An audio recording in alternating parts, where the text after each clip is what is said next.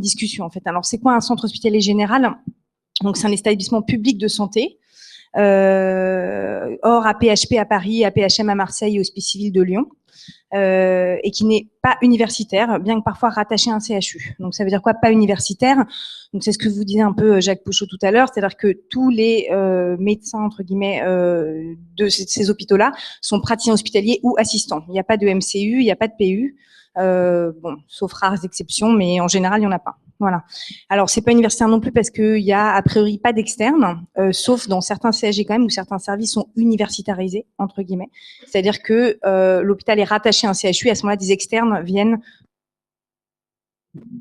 Allô, ouais, comme dans tous les CHU, voilà. Mais normalement, vous êtes, enfin les internes, vous êtes seuls et vous n'avez pas de la petite main qui peut faire le CG, il faut le faire tout seul. Voilà. Donc comment dire, la taille de ces hôpitaux, elle est très variable, la localisation est très variable aussi. En région parisienne, ils sont globalement en dehors de Paris. Donc les hôpitaux qui sont pas AP à Paris, c'est Saint-Joseph, l'IMM, tout ça, mais c'est encore autre chose, c'est des PSPH comme on dit. Donc c'est pas vraiment des CSG, ils sont en plus universitaires. Par contre, dans les villes de province, entre guillemets, j'aime pas trop ce mot-là, mais en dehors de Paris, les hôpitaux ils peuvent être localisés dans les villes, particulièrement à Annecy, il y a un très grand hôpital général. Voilà. Est-ce que c'est clair?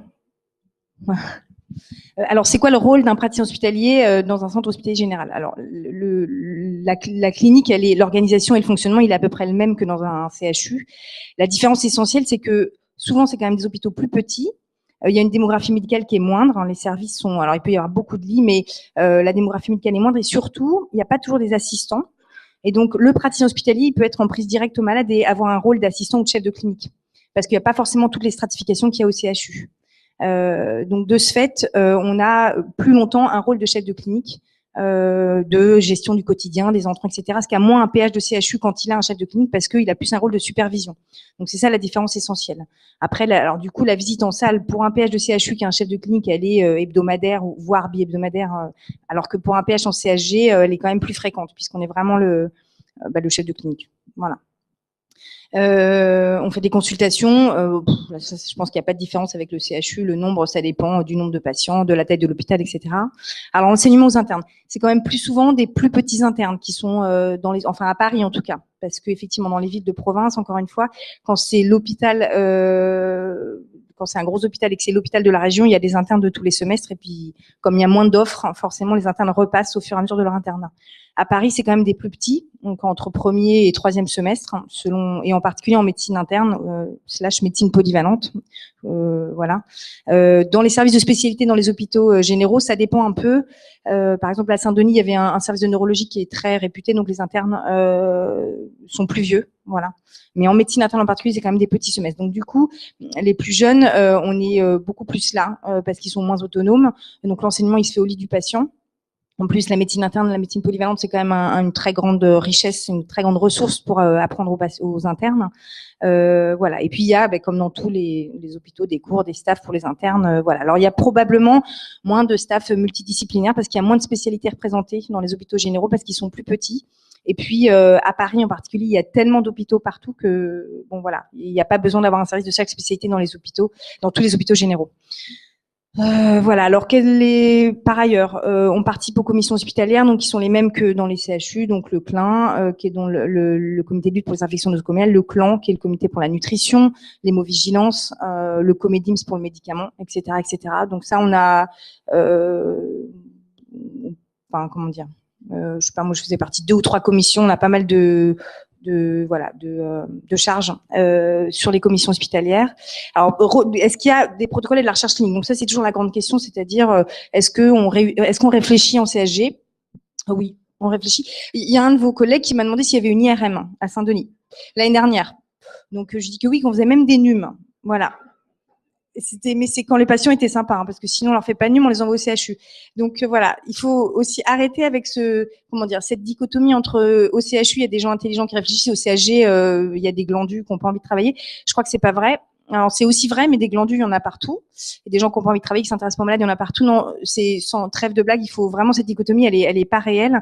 Voilà, il y a aussi de la recherche clinique dans les CSG. Alors il y en a moins parce que le travail clinique, encore une fois, vu qu'il n'y a pas d'interface entre les malades et nous, puisqu'il y a moins d'assistants, il est très important. Donc probablement que de ce fait-là, il y a moins de temps, mais il y a aussi des protocoles qui sont menés là-bas et aussi donc de la recherche clinique. Voilà. Alors, quel est le rôle de la médecine interne dans les centres hospitaliers généraux? Donc, Jacques, il en a un peu parlé. C'est des hôpitaux donc où il y a moins de spécialités représentées. Alors, du coup, on draine probablement beaucoup plus de malades qui ont des pathologies très spécifiques, d'une part. D'autre part, comment dire? J'ai perdu le fil de ma pensée. On va faire de la médecine vraiment polyvalente. Alors c'est un mot, ça change tout le temps. Hein, les appellations de la médecine, c'est post-urgence, aval d'urgence, polyvalente. Je sais pas, moi j'ai pas d'avis précis sur la question. Ce qui est sûr, c'est que les malades des urgences qui ont une maladie qui ne correspond pas à la spécialité qui existe dans l'hôpital viendront en médecine interne. Donc il y a aussi moins de maladies systémiques. Alors il y en a aussi puisque on rattrape tout ce qu'il y a dans la région, forcément, mais c'est pas que de la médecine interne systémique comme on peut voir dans les grands services de médecine interne parisiens. Mais c'est pareil, c'est ce que disait Monsieur Godot tout à l'heure, c'est pas de la mauvaise médecine. C'est pas que c'est pas intéressant. Hein, la petite mamie qui tombe, ben voilà, c'est de la médecine. Bon, elle a pas de lupus, hein, mais c'est pas grave. Hein. Voilà. Mais c'est sûr qu'on en voit moins. Et en même temps, potentiellement on en voit plus, et des maladies plus emblématiques parce que on draine beaucoup plus, une population beaucoup plus vaste, voilà. Et que dans les CHU, à contrario, vu qu'il y a beaucoup de spécialités représentées, et ben il y a des types de malades que vous verrez jamais parce qu'ils sont directement chez les spécialistes, voilà.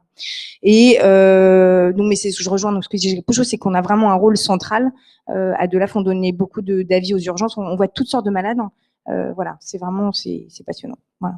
Et ce qu'il y a de plus aussi entre CHG, CHU, je pense, c'est le lien ville-hôpital qui est assez prégnant. Alors ça dépend, je pense, des hôpitaux généraux, mais à De La Fontaine, il y avait pas mal d'entre nous qui allaient faire des consuls dans les dispensaires. Et ça, c'est important parce que c'est pas du tout la même patientèle. Bon, ça fait du recrutement, mais voilà, et ça permet d'avoir des liens avec les médecins généralistes, voilà, et qui ensuite nous adressent des malades et puis qui se sentent sécurisés parce qu'ils savent où appeler, etc., etc. Voilà.